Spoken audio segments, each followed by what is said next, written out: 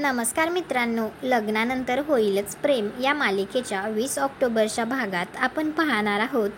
काव्या मानिनीशी बोलत असते त्यावेळी ती खूप हळवी झालेली असते आणि ती म्हणत असते, तुम्ही आत्ता चांगलं वागतायत ते तुमच्या मुलाच्या बायकोशी, काव्या देशमुखशी नाही. दुसरीकडे जीवा त्याच्या रूममध्ये खूप उदास बसलेला असतो.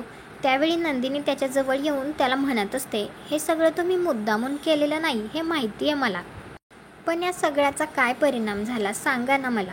15 दिवसाचे 7 दिवस झालेत, कसं निस्तारणार आहे मी हे सगळं. इकडे काव्या मानिनीला म्हणत असते, तुम्हाला त्या मुलाच्या तोंडून ऐकायचं होतं ना की आमचा अजून अफेअर सुरू आहे की नाही. मी सांगते आज तुम्हाला, ते तयार आहात का ऐकायला. तुम्हाला काय वाटतं आता काव्या मानिनीला खरंच सत्य काय आहे ते सांगेल का.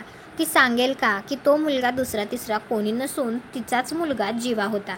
तुम्हाला हा भाग कसा वाटला ते कॉमेंट करून नक्की सांगा. व्हिडिओला लाईक करा, आपल्या मराठी मालिका चॅनलला सबस्क्राईब करा. भेटू पुढच्या भागात.